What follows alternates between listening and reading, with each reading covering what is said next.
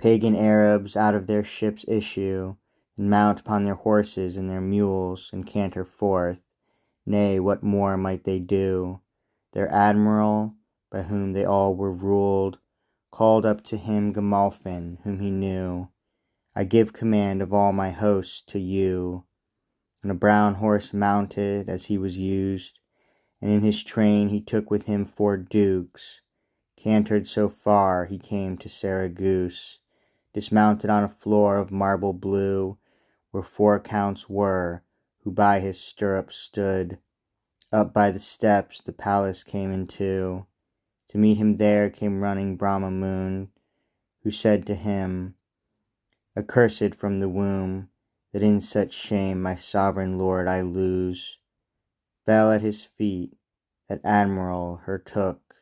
In grief they came up into Marsial's room. King Marsial, when he sees Balagant, calls to him then 2 Spanish Saracens. Take me by the arms, and so lift up my back. One of his gloves he takes in his left hand.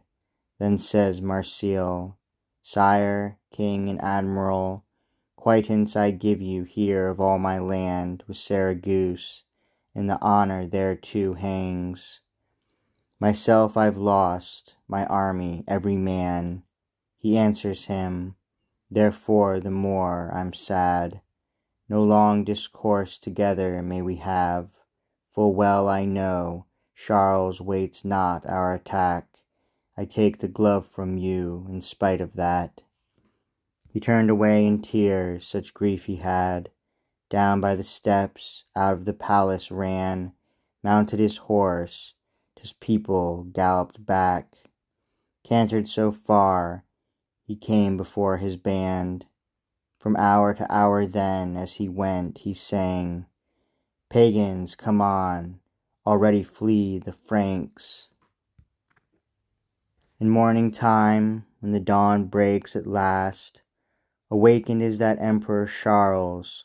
Saint Gabriel, who on God's part him guards, raises his hand, the sign upon him marks. Rises the king, his arms aside he's cast, the others then through all the host disarm. After they mount, by virtue canter fast, through those long ways, and through those roads so large, they go to see the marvellous damage in Roncesvalles, there where the battle was. In Roncesvalles, as Charles entered, begins to weep for those he finds there dead, says to the Franks, My lords, restrain your steps, since I myself alone should go ahead, for my nephew, whom I would find again. At Aix I was, upon the feast Noel, vaunted them there my valiant chevaliers, of battles great and very hot contests. With reason thus I heard Roland speak then, he would not die in any foreign realm, ere he'd surpassed his peers and all his men.